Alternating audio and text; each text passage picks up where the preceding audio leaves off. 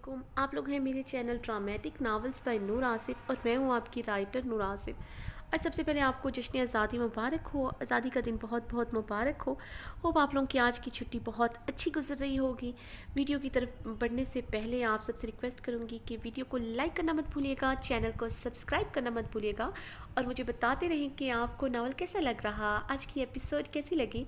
तो प्लीज़ बताना मत भूलिएगा कि आपको कौन सा कपल पसंद आ रहा। अभी तो सबके कमेंट्स आ रहे हैं कि उनको ज़ारान और अब्रिश की जोड़ी इंटरेस्टिंग लगी है। होप आप लोगों को बाकी कपल्स की भी जोड़ी इंटरेस्टिंग लगेगी, क्योंकि अगर आपने मेरे नावल पढ़े हो तो आप लोगों ने ये ज़रूर देखा होगा कि मेरी हर जोड़ी पर ग्रिप काफ़ी मजबूत होती है, यानी कि किसी भी जोड़ी को नज़रअंदाज नहीं किया जाता। उनका शुरू से लेकर एंड तक आप लोगों के दिलों में उनकी मोहब्बत और उनका इमेज भी बरकरार रहता है। तो आप लोगों को रिक्वेस्ट करूँगी कि बताया ज़रूर करें कि आप लोगों को नावल कैसा लगा और प्लीज़ सब्सक्राइब कर दिया करें। 30,000 कम से कम वीडियो को देखा जाता था जुनून तेरी इश्क का, लेकिन आप लोग सब्सक्राइब करना भूल जाते हैं।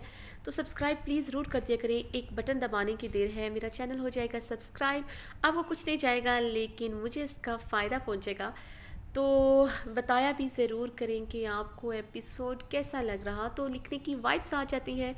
Thank you so much. आप लोगों ने बाकी नावल्स में भी प्यार दिया और इस नावल में भी बहुत ज़्यादा प्यार मिल रहा है, क्योंकि नावल है स्टार्ट में और आप लोगों का रिस्पांस बहुत अच्छा आ रहा है। तो जो लोग मेरे नावल के साथ जुड़ चुके हैं, तो उनको बताती चलूँ नावल दिन ब दिन इंटरेस्टिंग होगा। जिस तरह से लेकर आज तक आपको किसी नावल में भी मायूसी नहीं हुई, होप इस नावल में भी नहीं होगी मायूसी। और आप लोगों को मिलते रहेंगे छोटे छोटे झटके, कभी बड़े बड़े झटके भी मिलेंगे, क्योंकि आगे नावल में बहुत सारी चीज़ें ऐसी आएंगी जो आप लोगों को नावल के साथ मज़ीद जोड़ देंगी और नावल आपके लिए बहुत इंटरेस्टिंग और बहुत प्यारा हो जाएगा। तो बढ़ते हैं हम अपनी आज की एपिसोड की तरफ, इस दुआ के साथ जहाँ रहे हंसते रहें, मुस्कुराते रहें, खुश रहें, आबाद रहें और सबसे बढ़कर दूसरों के चेहरे पे भी मुस्कुराहटें बखेरते रहें। रमज़े इश्क तहरीर नूर आसिफ किस्त 5। अनाया मेरी जान, ये टीवी बंद कर दो प्लीज़, या फिर इसकी आवाज़ स्लो कर दो।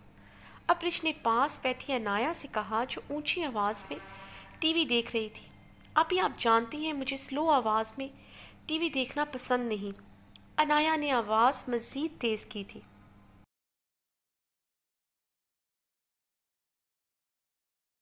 अनाया उठो, अपने कमरे में जाओ, जाकर पढ़ो। अब्रिश ने उससे रिमोट लेते टीवी ऑफ कर दिया था। अभी आप मुझे ऐसी डांटती हैं जैसे मैं छोटी सी बच्ची हूँ। 13 साल की होने वाली हूँ, मेरी हाइट भी देखें, आप तक पहुँचने वाली है। अनाया ने गुस्से से मुंह फुलाते हुए कहा।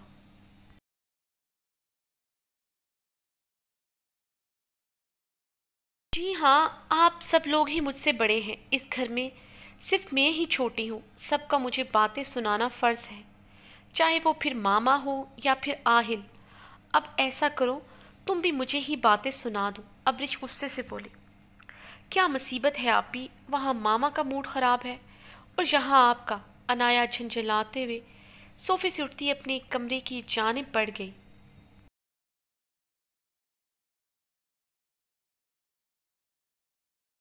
अब्रिश ने गहरी सांस लेते टीवी ऑन किया, अपना ध्यान अपने फेवरेट टीवी शो पर लगाया जो इस वक्त एलईडी पर चल रहा था। बज़ाहिर लाउंज में बैठी वो टीवी देख रही थी, मगर इसका जहन मुख्तलिफ सोचों की अमाज का बना हुआ था।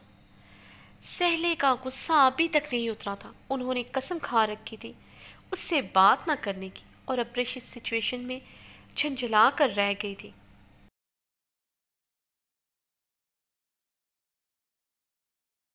वो अपने ख्यालों में बुरी तरह गुम थी। पता नहीं कब ज़ईम अब्बासी उसके पास आकर बैठ गया, उसे पता ही ना चला था। ज़ईम ने अब्रिश की आंखों के आगे चुटकी बजाई तो अपने ख्यालों की दुनिया से बाहर आई थी। ज़ईम, तुम कब आए? अब्रिश ने मुस्कुराते हुए पूछा। जब तुम गहरी सोच में गुम थी। ज़ईम ने सोफे से कुशन उठाकर अपनी गोद में रखा था और रिलैक्स अंदाज में सोफे की पुश से टेक लगाई।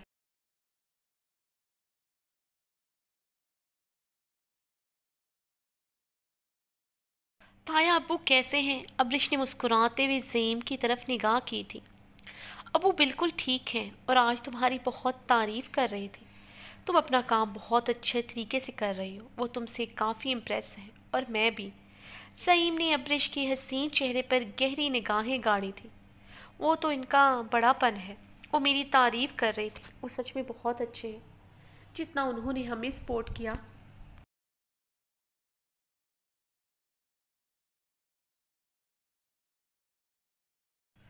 मुझे नहीं लगता आज के ज़माने में कोई किसी के लिए इतना भी सोच सकता है। अगर ताया अबू हमें ये सब कुछ ना देते तो पाकिस्तान में हमारे पास सच छुपाने का ठिकाना भी ना होता। वही स्ट्रगल करनी पड़ती जो हमने अमेरिका में की, बल्कि अभी तक कर रहे थे। अब्रिश फीका सा मुस्कुराई थी। कैसे बातें कर रही हो अब्रिश? अबू ने तुम लोगों पर कोई एहसान नहीं किया।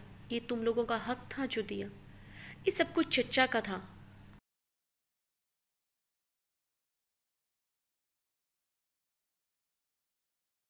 मगर जहले चच्ची से शादी के बाद दादा अबू ने उन्हें घर से निकाल दिया था। उन्होंने मरते दम तक चच्चा को माफ़ नहीं किया था, वरना अबू तो कब के तुम लोगों को तुम्हारा हक दे देते। दादा अबू के मरने के बाद अबू ने तुम लोगों को ये सब कुछ सौंप दिया। ये सब तुम लोगों का ही तो था। तुम इतना क्यों सोचती हो? सईम की बात पर वो गहरा मुस्कुराई थी।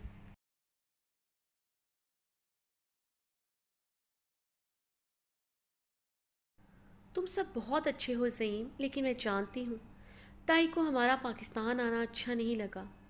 वो हमारे यहाँ आने से खुश नहीं है। ज़ईम अब्रिश की बात पर चौंका था। तुम्हें कुछ कहा है अम्मी ने? ज़ईम परेशान हुआ। नहीं कहा तो कुछ नहीं, मगर उस दिन दावत पर उनका रवैया हमारे साथ बहुत रूखा सा था। वो मामा की बातों का सही तरह जवाब भी नहीं दे रही थी।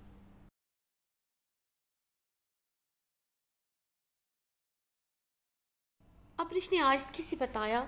तो ज़ईम ने गहरा सांस लिया था। अब्रिश ऐसा कुछ नहीं है, अम्मी का स्वभाव ही ऐसा है। वरना वो तुम लोगों के आने पर बहुत खुश हुई हैं। तुम कुछ ज़्यादा ही सोच रही हो। सईम ने मुस्कुराते हुए उसकी गलतफहमी दूर करने की कोशिश की। अब्रिश हल्का सा मुस्कुराकर टीवी की तरफ मुतवज्जा हो गई थी। चच्ची नज़र नहीं आ रही, कहाँ है वो? सईम ने लाउंज में नज़रें दौड़ाते हुए पूछा।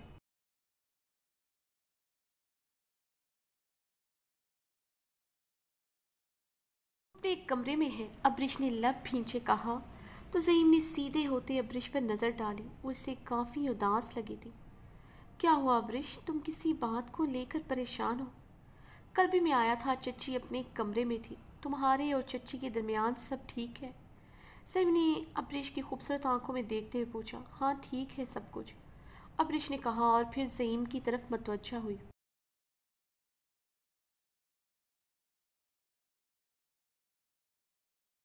एक्चुअली कुछ ठीक नहीं है, अब्रिश ने मुंह बनाया था। ज़ईम हल्का सा हंस पड़ा था। क्या हुआ है बताओ मुझे, हो सकता है मैं तुम्हारी मदद कर सकूं। ज़ईम ने संजीदगी से कहा। ज़ईम, मामा चाहती हैं मैं उनके साथ हवेली जाऊं, क्योंकि उनके बाबा और भाइयों ने उन्हें माफ़ कर दिया है। उस दिन उनका भतीजा लेने आया था। मैं मामा से बात कर रही थी, उसने वो सब कुछ सुन लिया जो मैंने उन लोगों के ख़िलाफ़ कहा।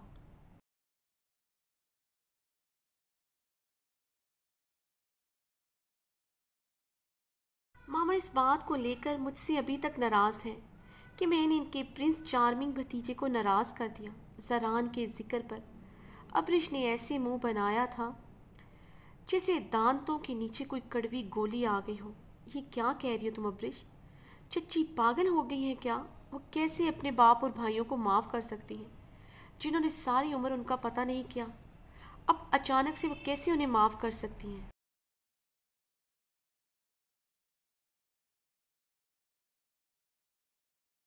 अगर उन्होंने जाना है तो वो जाएं, तुम्हें कैसे मजबूर कर सकती हैं? तुमने बिल्कुल सही किया। उसके साथ वो लोग यही डिज़र्व करते हैं। ज़ईम गुस्से से काफ़ी ऊंची आवाज़ में बोला। अब्रिश उसके इतने गुस्से में आने पर हैरान हुई थी। रिलैक्स ज़ईम, क्या हो गया है? मामा के वो भाई और बाबा हैं। वो अपने बाबा से बहुत मोहब्बत करती हैं। इतना अरसा उनसे दूर रही हैं।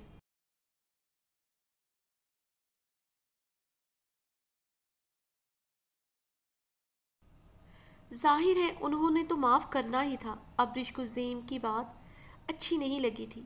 उसे जहले के लिए उसका लहजा काफ़ी हार्श लगा, जो उसे बिल्कुल पसंद नहीं आया था।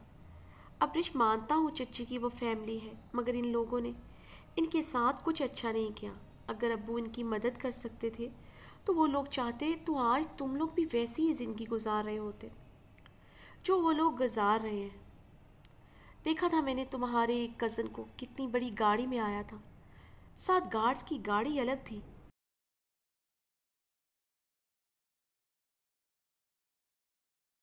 इन लोगों ने बिल्कुल ठीक नहीं किया। तुम लोगों ने सिर्फ और सिर्फ इन लोगों की खुदगर्जी की वजह से ऐसी ज़िंदगी गुजार दी। वो लोग इतने बासर हैं कि चच्चा को मिनटों में ठीक कर सकते थे। वो लोग जहले फुप्पो के सर पर हाथ रखते, चच्चा की हिम्मत ना होती जहले फुप्पो के साथ ऐसा सलूक करने की। तुम्हें वहाँ किसी भी कीमत में जाना नहीं चाहिए।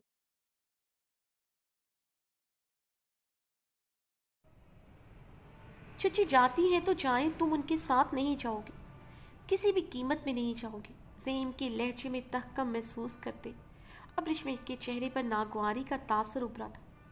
उसने खुद पर काबू पाते सोफे के साथ टेक लगाई। जो भी था, उसे ज़हीम की बातें काफ़ी हद तक ठीक लगी थी। वाकई में मामा जाना चाहती हैं जाएं, लेकिन वो कभी नहीं जाएगी।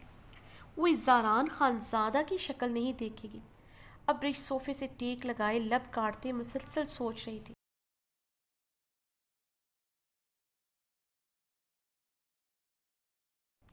ज़हीम अब्बासी अब्रिश के चेहरे पर नज़रें टिकाए उसके तासरात को पढ़ने की कोशिश कर रहा था।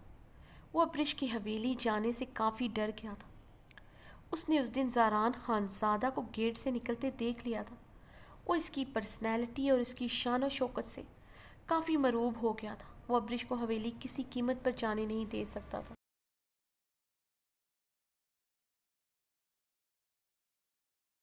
सबसे ज़्यादा अब्रिश को उनका हिस्सा देने पर वो अपने अब्बू से लड़ा था। वो नहीं चाहता था उन लोगों को किसी भी कीमत पर एक रुपया भी दिया जाए। सारी उम्र उन लोगों ने अपने दादा दादी को संभाला, तो अब्रिश और उसकी फैमिली कैसे हिस्सादार बन गए। इस बात को लेकर उसकी अम्मी यानी अब्रिश की ताई ने भी काफ़ी वावेला खड़ा किया था, मगर उसके अब्बू अब्बासी साहब इस बात पर डटे रहे वो अपने भतीजे भतीजियों को उनका हिस्सा देंगे।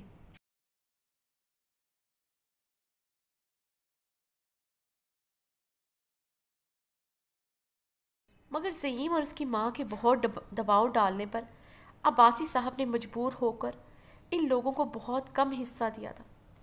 सिर्फ एक घर और ऑफिस में भी उसके बहुत थोड़े शेयर जाहिर किए थे। कुछ प्लाट्स और इस्लामाबाद में दुकानें थीं, वो भी ज़हीम ने उन्हें नहीं देने दी। मगर अब्रिश को देखते ही वो उसकी खूबसूरती पर दिलो जान से फिदा हो गया था। पहली ही मुलाकात में उसने उसे अपना बनाने का सोच लिया था। ये सुनकर अब्बासी साहब तो बहुत खुश हुए थे।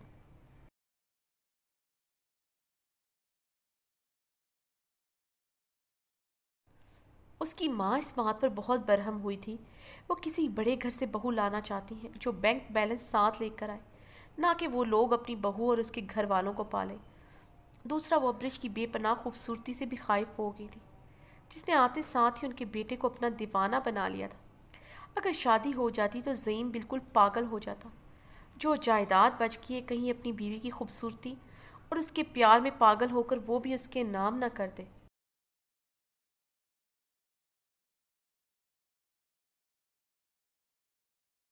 ज़हीम नहीं चाहता था अब्रिश वहाँ पर जाए।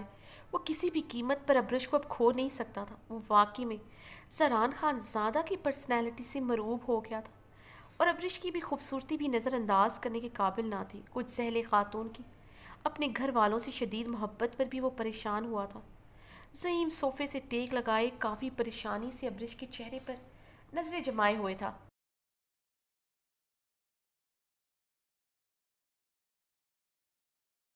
उसने सोच लिया था वो खुद सहले से बात करेगा कि अगर अब्रिश नहीं जाना चाहती तो उसके साथ ज़बरदस्ती ना करे। उसे इन लोगों के घर भी छोड़कर जा सकती है। देखो अब्रिश, मेरी बात सुनो, तुम वहाँ पर नहीं जाओगे। वो लोग जितने अमीर हैं और उतने ही बासर हैं। तुम नहीं जानती वहाँ के रहने वाले लोगों को। वो बहुत कंजर्वेटिव हैं। तुम लोग हमेशा से अमेरिका में रहे।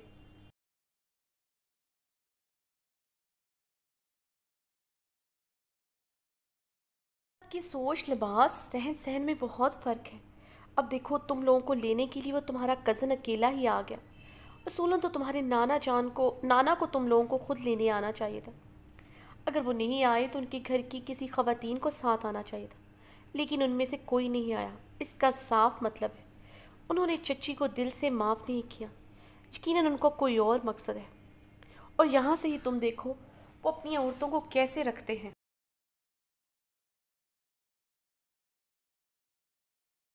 उन्हें घर से बाहर भी नहीं निकलने देते। हो सकता है वो तुम लोगों को भी वापस ना आने दें। सेम हर मुमकिन कोशिश करके उसे रोकना चाहता था। उसे पता था अब्रिश इन लोगों को सही नहीं समझती थी। वो इसका मज़ीद ब्रेन वॉश करना चाहता था। अब ऐसी भी बात नहीं है ज़ीम कि वो लोग हमें वापस नहीं आने देंगे। ऐसा होता तो वो मामा को कभी रुखसत ना करते।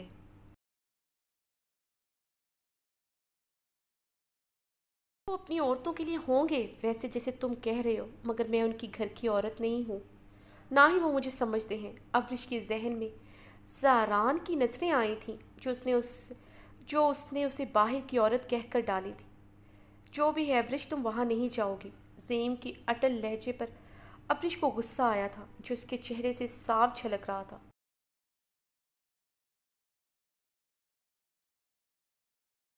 जिसे महसूस करते ज़ेम ने खुद पर काबू पाया। अब्रिश, मैं तुम लोगों की वजह से कह रहा हूँ। इन कुछ ही दिनों में तुम आहिल चच्ची अनाया मुझे बहुत अजीज़ हो गए हैं। ज़ईम ने अपना लहजा हमवार करते हुए कहा। अब्रिश गहरी सांस भरते सोफे से टेक लगा गई थी।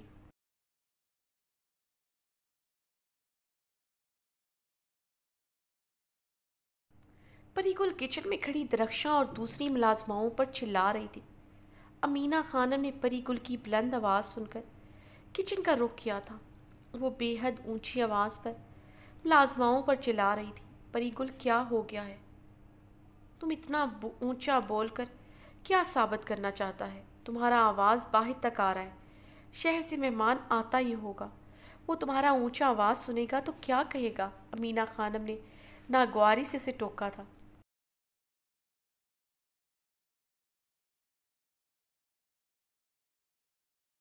शहर से मेहमान नहीं आ रहा बल्कि बदनामी का टोकरा आ रहा है। क्या ज़रूरत था दाजी को उन सबको बुलाने का? क्या यहाँ यतीम खाना खोल रखा है दाजी ने, जो सब यतीम इधर ही आ रहा है? पहले इस खुजस्ता की शादी दाजी इधर से कर रहा है क्योंकि इसका माँ बाप नहीं है। अजमारे फुप्पर को उनके हिस्से का जायदाद दे तो दिया था। अब उसका बेटी खजस्ता की शादी पर इतना कुछ देने का क्या ज़रूरत था?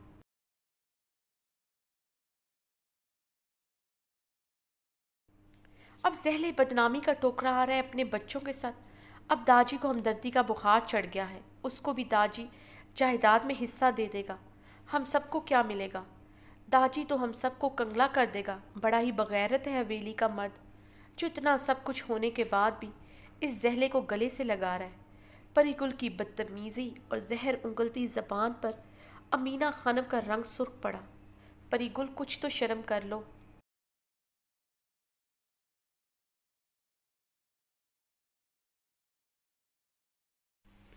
तुम ये सब बातें हवेली के मर्दों के बारे में कह रहा है, वो भी इस तरह सबके सामने? अमीना खानम ने उसे पास खड़ी मुलाजमाओं की मौजूदगी का एहसास दिलाना चाहा। हम क्यों शर्म करें? किसी और को शर्म क्यों नहीं आता? हमारा शोहर उधर शहर में दिन रात काम करता है, दाजी के कारोबार को फैलाया, और दाजी सब बांटता फिरता है।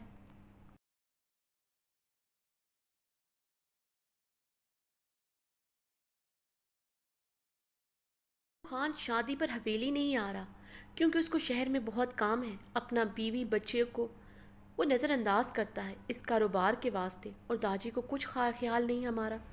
परीगुल ने गुस्से से शेल्फ से बर्तन उठाकर ज़ोर से पटका था। परीगुल, हम कहना तो नहीं चाहता मगर तुमने हमको मजबूर किया है हम ये सब कहे। जब शाहनवाज के नाम दाजी ने ज़मीनें की थी तब तो तुमने ये सब नहीं बोला था।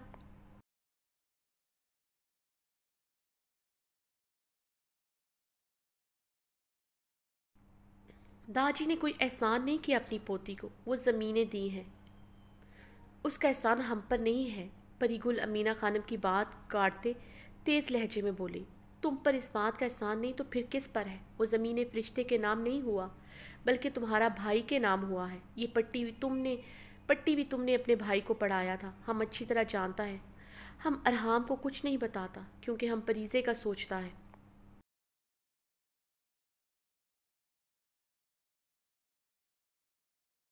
मगर अब तुम हमको मजबूर करता है कि हम तुम्हारा हरकतें अरहाम को बता दें।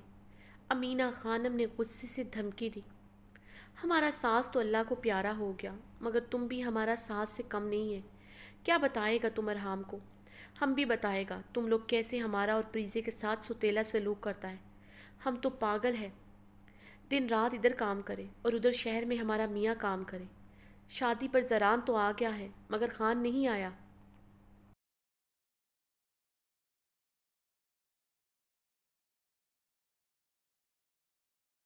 तुम सब अरहाम का भी सुतेला है। अल्लाह हमको उठा ले, परीजे को उठा ले, फिर तुम सबको चैन आ जाएगा। परीगुल अब ऊंची आवाज़ में कोसने देने लगी थी। अमीना खानम ने सर पीट लिया था।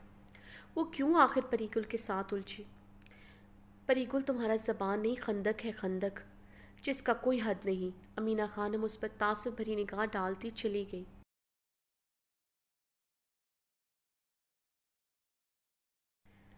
शहराम हॉस्पिटल के गेट से बाहर अपनी गाड़ी में बैठा कब से बहारे गुल का इंतज़ार कर रहा था, मगर पिछले 1 घंटे से वो बाहर नहीं आई थी। वो जानता था वो जानबूझकर कर रही है।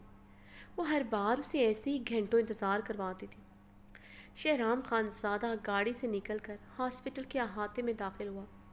वो इस वक्त ब्लैक शलवार कमीज़ और ब्लैक लेदर की जैकेट पहने हुए था।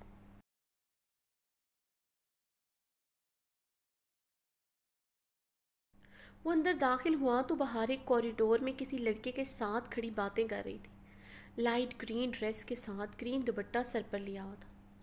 कंधों पर अच्छी तरह शाल ली हुई थी जिसने पूरे जिस्म को ढांपा हुआ था। वो इस लड़के से बातें करने में इतनी महव थी कि ग्रीन दुपट्टा उसके सर से फिसलकर उसके कंधों पर आ गया था, मगर बहारे को इसकी कोई परवाह नहीं थी।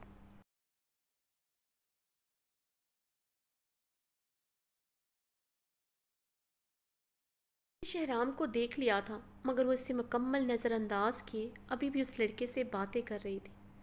मुस्कुराहट में पहले से कई गुना इजाफा हो चुका था। शहराम ये देखकर अपनी मुट्ठियाँ बुरी तरह भींच गया। वो एक ही जस्त में बहारे तक पहुंचा। शहराम की आंखों से लपकते शरारे देखकर बहारे के सिलकते दिल को राहत मिली। उस दिन से अपनी गर्दन पर उसका दिया हुआ निशान वो कई दिनों तक छुपाती रही थी।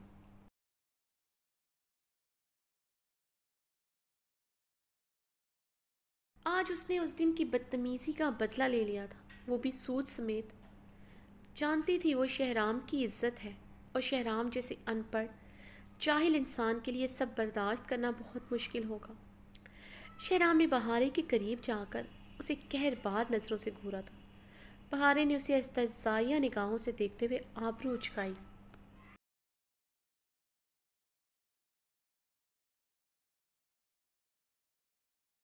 शहराम ने एक नज़र बहारे को देखा था, दूसरी नज़र अपने सामने खड़े लड़के को देखा था। अस्सलाम वालेकुम।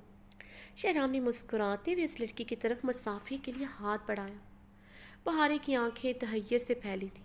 वो अच्छी तरह जानती थी शहराम उसे किसी लड़के के साथ बात करते बर्दाश्त नहीं कर सकता।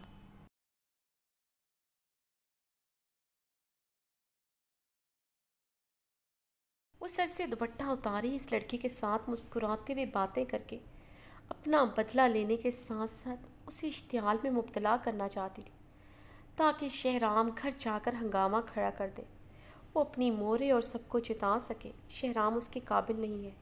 वो जब तक डॉक्टर नहीं बनी थी तब तक वो शहराम के दबाव में फिर भी आ जाती थी।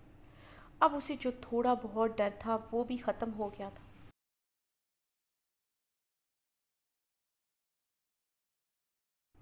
अब तो वो तकरीबन डॉक्टर बन गई थी। उसका हाउस जॉब चल रहा था।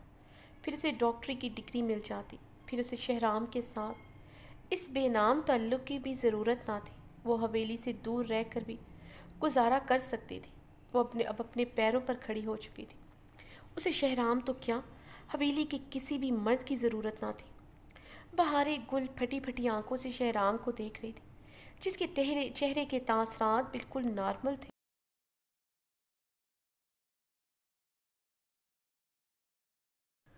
बल्कि उसके लबों पर मीठा सा तबस्सुम मचल रहा था। मैं शहराम खानज़ादा हूँ। शहराम ने मुस्कुराते हुए उस लड़के से मुसाफा करते हुए अपना तारुफ करवाया। तुम किसी मुल्क का वज़ीर आज़म नहीं है जो तुम अपना तारुफ करवाते फिर रहे हो कि तुम्हारा नाम सुनते ही ये लोग तुमसे मुतासिर हो जाएं। बहारे ने शहराम की तरफ हल्का सा झुकते सरगोशी नमा आवाज़ में तंज किया। शहराम उसकी बात पर गहरा मुस्कुरा कर रह गया था।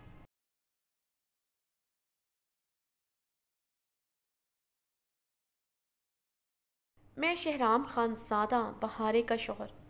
शहराम की अगली बात पर बहारे के तंजिया अंदाज में मुस्कुराते हुए होंठ सिमटे थे। रंग खतरनाक हद तक सफ़ेद पड़ा था।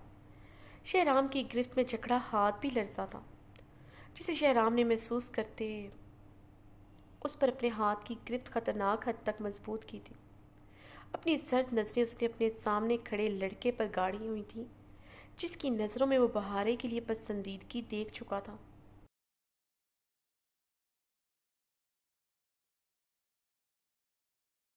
मम, मैं यहाँ पर डॉक्टर हूँ। मेरा नाम वासिफ है।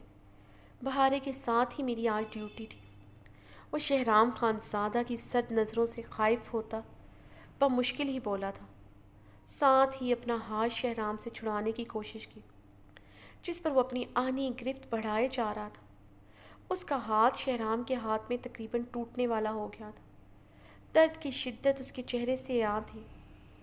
बहारे डॉक्टर वासिफ के चेहरे की बढ़ती सुर्ख रंगत देखकर परेशान हुई।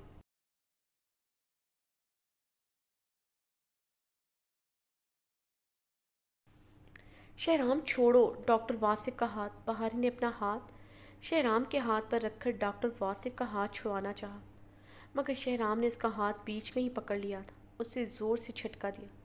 बहारी शहराम के हाथ झटकने पर लड़खड़ाई थी। डॉक्टर वासिफ के सामने उसे बेइंतहा शर्मिंदगी हुई। अगर उसके साथ सिर्फ उसका कज़न करता उसे शर्मिंदगी ना होती, बल्कि ये सब कुछ तो उसका शौहर कर रहा था, जो उसे शर्मिंदगी की अथाह गहराइयों में धकेल चुका था।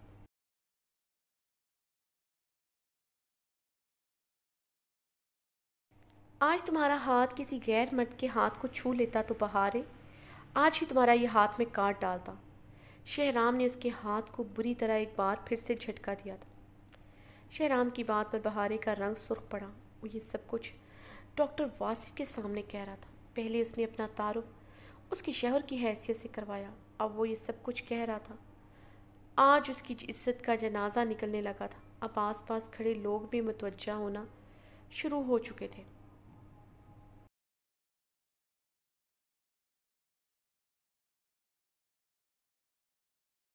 बहारे अपने चकराते सर को थामते पीछे हो गई थी। वो अब पछता रही थी कि उसने शहराम से पंगा ही क्यों लिया। यहाँ कोई नहीं जानता था वो शहराम की निकाह में है। उसने सबसे उसका तारुफ अनपढ़ जाहिल कज़न के तौर पर करवाया था। जब उसकी कोई फ्रेंड शहराम की पर्सनैलिटी से मुतासिर होती तो वो सबको शहराम के जाहिल और अनपढ़ के किस्से बड़े मज़े से सुनाती। अब वो सब क्या कहेंगी, एक अनपढ़ जाहिल उसका शौहर है।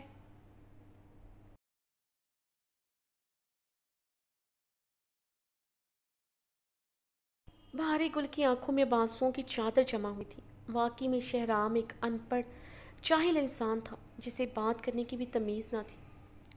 जो उसने खुद किया वो हमेशा की तरह भूल चुकी थी। शहराम का किया याद रहा था। वो अपनी सोचों में गुम थी। शहराम की सर्द आवाज़ पर चौंकी। ये बहारे नहीं है, मिसेस शहराम है। आइंदा इसे मिसेस शहराम पुकारना और उसे देखना भी मिसेस शहराम की नज़र से।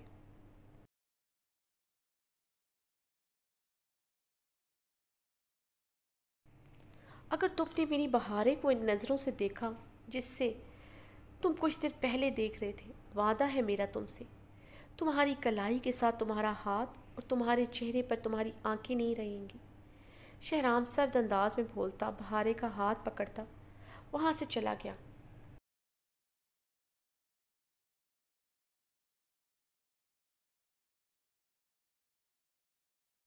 शहराम लम्ब भींचे पिछले 1 घंटे से ड्राइव कर रहा था। बहारे की हिचकियाँ बढ़ती जा रही थी।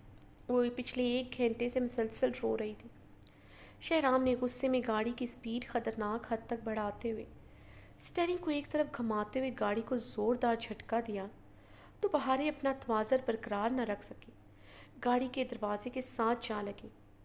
बहारे की चीख बुलंद हुई।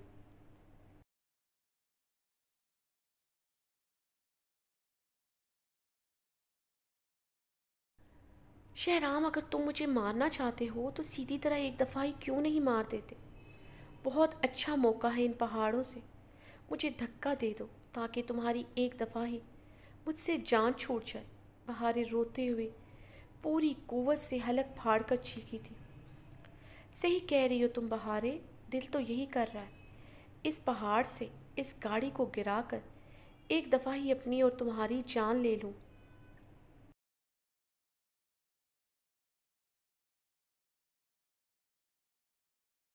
शहराम ने भी चीखते हुए गाड़ी इस अंदाज में घुमाई कि वो घूमते हुए सड़क के किनारे पर आ गई थी, जिसकी दूसरी तरफ गहरी खाई थी। अगर वो एक्सीलेटर पर पाँव रखता, गाड़ी गहरी खाई में जा गिरती। शहराम ने हैंड ब्रेक खींचते हुए अपना रुख बहारे की तरफ किया, जो सांस रोके गाड़ी से नजर आती गहरी खाई को देख रही थी। तुम्हें क्या लगता है बहारे, मुझसे जान छुड़वाना इतना आसान है कि तुम्हें इतनी आसान मौत दे दूंगा?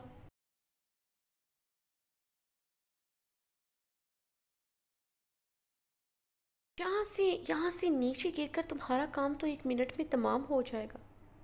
मौत तो ऐसी होनी चाहिए कि तुम एक एक सांस के लिए तड़पो, सिसको, गिड़गिड़ाओ, मौत की भीख मांगो, मगर तुम्हें मौत ना आए। शहराम ने नीचे झुककर अपने शूज़ में छुपाया हुआ एक छोटा सा चाकू निकालकर बहारे की गर्दन पर रखा था। बहारे का रुका हुआ सांस मजीद रुका था। सामने गहरी खाई थी और शहराम इस पर सर्द सपाट नजरें गाड़े चाकू की नोक उसकी गर्दन पर रखे हुए था।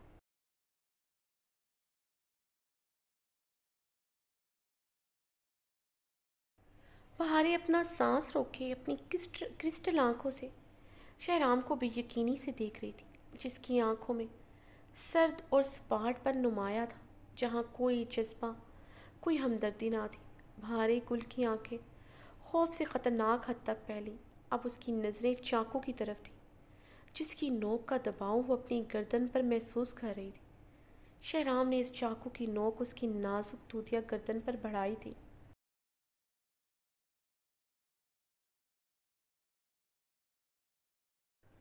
बहारे गुल के मुंह से सिसकी बरामद हुई। आंखों से आंसू टपकते उसके आरिस से होते गर्दन पर बहने लगे। शहराम एहतजाया मुस्कुरा कर रह गया था। अच्छी तरह जानता था उसकी खुदगर्ज बीवी को अपनी जान कितनी प्यारी है।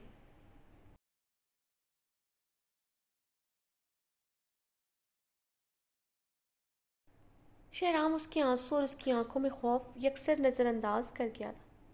आज उसने जो किया वो इस बेरहम को इतनी आसानी से माफ़ करने का इरादा नहीं रखता था, जो हर बार उसके जज्बों का मजाक उड़ाती थी।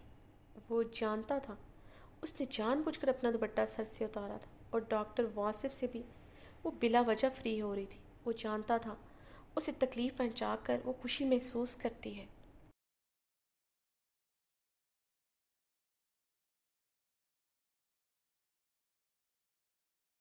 मगर ये नहीं जानता था वो इसे तकलीफ़ देने में इस हद तक गिर जाएगी कि डॉक्टर वासिफ की आंखों से छलकते जज्बे तक इग्नोर कर देगी, अपने आप को यूं आरसा करेगी। शहराम ने डॉक्टर वासिफ की नज़रें याद करके चाकू की नोक उसकी गर्दन में मज़ीद चुभोई थी। बहारे का रंग खौफ से अब जर्द पड़ा था। आज से पहले उसने शहराम का ये रूप नहीं देखा था।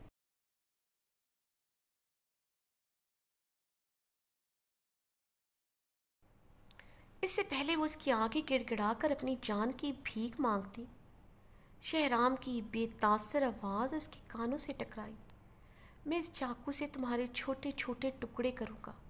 पहले तुम्हारी गर्दन पर इस चाकू को चलाऊँगा, फिर उसके नीचे। शहराम चाकू की नोक उसकी गर्दन से नीचे की तरफ लाया। चाकू से ही उसका दुपट्टा पीछे किया। उसने चाकू घुमाते हुए उसकी गर्दन से नीचे लाते उसकी दूसरी गहराइयों में तारा तो बहारे के माथे पर पसीने के कतरे चमके थे।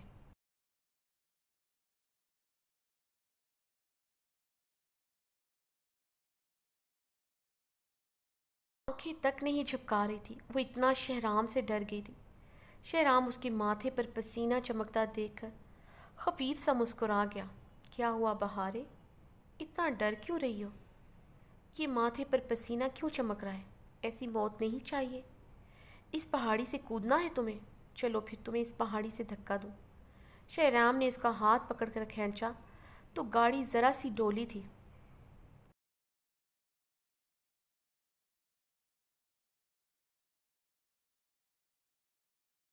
शहराम, ये गाड़ी गिर जाएगी, प्लीज़ इसे पीछे करो। मम, मुझे डर लग रहा है, बहारे ने कांपते हुए कहा। लेकिन अभी तो तुम कह रही थी तुम्हें मरना है। शहराम ने बहारे को देखते हुए मासूमियत से कहा। मम, मैं मजाक कर रही थी। शहराम प्लीज़ गाड़ी पीछे करो, वरना खौफ से ही मैं मर जाऊंगी।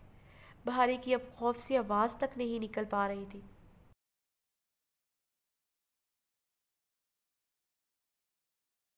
आइंदा तुमने मुझे जलाने के लिए ऐसी वैसी हरकत की, खुद को इस हद तक गिराया, तो तुम ना सिर्फ मेरी नज़रों से गिरोगी, बल्कि वादा करता हूँ तुम्हें इस पहाड़ से अपने हाथों से धक्का दे दूंगा।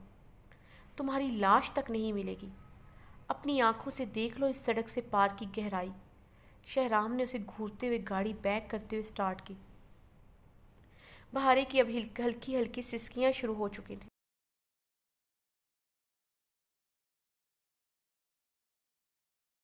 शहराम का रवैया उसे काफ़ी ज़िक पहुंचा चुका था। वो तो इसके साथ कुछ भी कर ले, वो उसे कुछ नहीं कहता था। आज तो उसने हद ही कर दी थी। उसे इस पहाड़ से धक्का देने लगा था। वो अभी तक बेयकीनी की कैफियत में थी। उसकी सिसकियां सुनते शहराम ने गुस्से से गाड़ी में म्यूज़िक ऑन कर दिया था। बहारे की सिसकियां ना रुकी तो झंझलाते हुए म्यूज़िक ऑफ किया।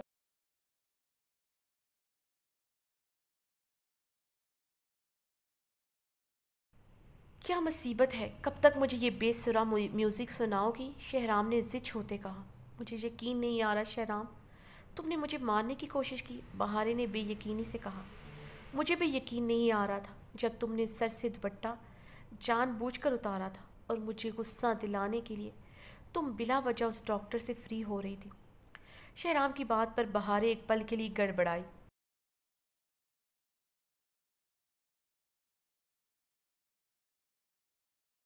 उसे नहीं पता था कि शहराम ने देख लिया था कि उसने ये सब जानबूझकर किया। कमबख्त था, मैट्रिक पास, मगर बला का ज़हीन था। अपने लबो लहजे और किसी भी बात से वो मैट्रिक पास नहीं लगता था। नज़रों को इतना तेज़ था कि उकाब की नज़र भी उसके आगे कुछ नहीं होगी। बहारे गुस्से से दांत किचकिचा कर रह गई थी। मैंने ये जानबूझकर नहीं किया, वो मेरा कुलीग डॉक्टर है। मैं उससे किसी पेशेंट के मुतल्लिक बात कर रही थी। बहारे ने लड़खड़ाती ज़बान से सफाई पेश की।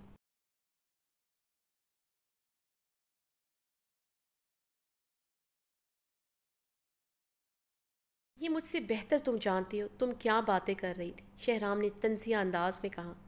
तुम पढ़े लिखे नहीं हो, इसलिए तुम्हें क्या पता कुलीग क्या होते हैं, वो पढ़ाई में कितनी मदद करते हैं। डॉक्टर वासिफ मुझसे सीनियर हैं, उन्होंने मेरी काफ़ी मदद की है। तुम सिर्फ गंदा ही सोच सकते हो। शहराम का नर्म लहजा महसूस करते गाड़ी को हमवार रास्तों पर देखकर बहारे फिर से अपनी टोन में वापस आ चुकी थी।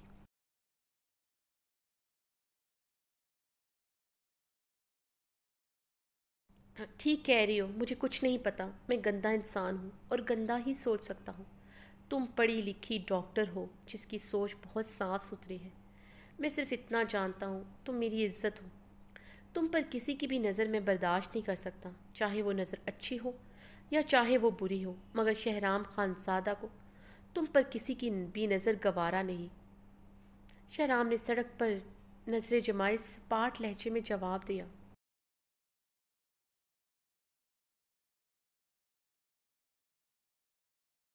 मेरी इज्जत का क्या शहराम, जो तुमने तमाशा लगाया। मैंने किसी को नहीं बताया कि मेरा निकाह हुआ है। तुम्हें अच्छी तरह पता था। मैंने किसी को नहीं बताया कि तुम्हारा और मेरा निकाह हो चुका है। तुमने मुझसे वादा लिया था कि तुम किसी को नहीं बताओगे मैं तुम्हारे निकाह में हूँ। तुमने आज अच्छा नहीं किया मेरे साथ। मेरी सारी फ्रेंड्स मेरा कितना मजाक बनाएंगी।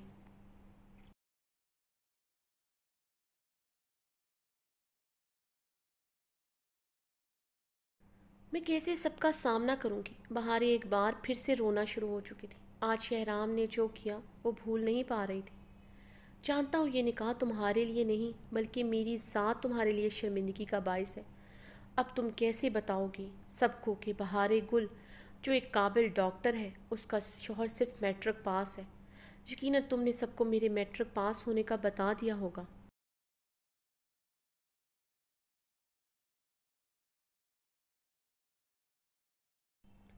इस बात पर मेरा खूब मजाक भी बनाया होगा। शहराम की स्पाट तंज़ी आवाज़ गूंजी।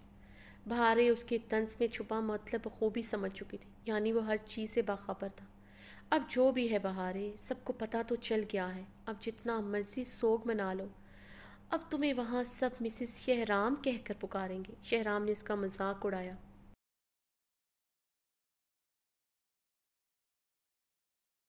बहारे ने बेबसी से शहराम पर अपनी नफरत अमेज़ आंखें गाड़ी। शहराम ने उसकी आंखों में नफरत देखकर अपना गुस्सा बामुश्किल ही जब्त किया। अगर उसे अपने सामने बैठी लड़की से इश्क ना होता वो कब का उसे आज़ाद कर चुका होता, मगर ये लड़की उसका इश्क ही नहीं, उसकी ज़िंदगी भी थी जिससे दूरी किसी भी कीमत पर गवारा नहीं थी। उसका किसी लड़के से बात करना उसे ना चुभा था। सहारे ने लड़कों के साथ ही मेडिकल की तालीम हासिल की थी। इस सब में उसकी मुकम्मल रजामंदी शामिल थी, बल्कि उसने ही उसका मेडिकल कॉलेज में दाखिला करवाया था। दाजे की भरपूर मुखालफत के बावजूद, यहाँ तक कि बहारे के बाबा भी उसके मेडिकल तालीम के हक़ में ना थे, मगर वो कैसे अपनी बहारे की आंखों के ख्वाब ज़ाया कर सकता था। जहले की गलती की सज़ा कैसे अपनी बहारे को भुगतते देख सकता था।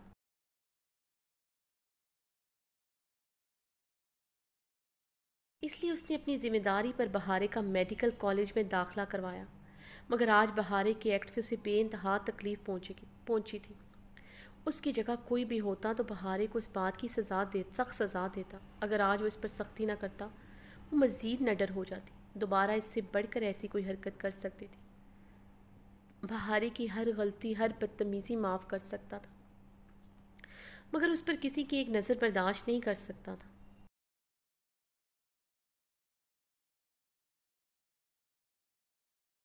वो नफ़रत में हर हद से गुजर जाए गवारा था, मगर हर हाल में सिर्फ उसकी रहे। अब वो जानता था उसकी बहारें कभी ऐसी हरकत करने का सोचेगी भी नहीं। इतना सबक उसके लिए काफ़ी है। उसने एक नज़र बहारे को देखा, जो संजीदा चेहरा लिए बैठी थी। यकीनन वो कुछ ऐसा वैसा ही सोच रही थी जिससे वो उसे मज़ीद तकलीफ़ पहुंचा सके।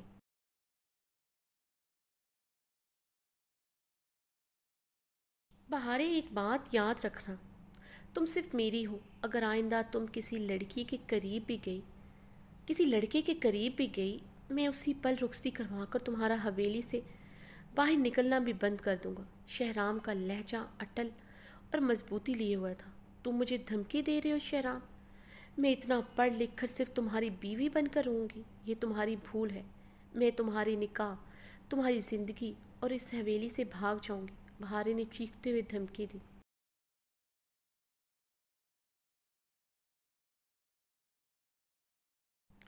बहारे की बात पर शहराम का दिल, जो उसने मुश्किल से पुरस्कून किया था, फिर से आंधियों की जद में आया था। चेहरा सुर्ख पड़ा था। शहराम ने एक झटके से गाड़ी रोकी। बहारे, मैंने हमेशा तुम्हें तुम्हारी मर्जी करने दी। मेरी नरमी का तुमने हमेशा नाजायज़ फ़ायदा उठाया। जिस दिन मैंने तुम्हारी लगामें खींची, बात करने के तो क्या, सर उठाने के काबिल भी ना रहोगी।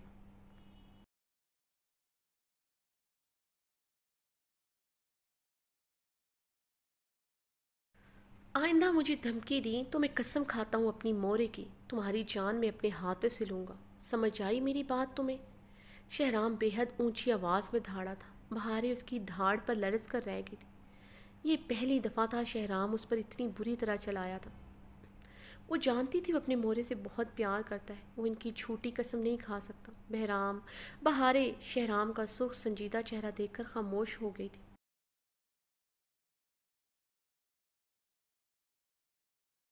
शहराम कुछ पल उसे घूरता रहा, फिर लब भींचे गाड़ी स्टार्ट की थी।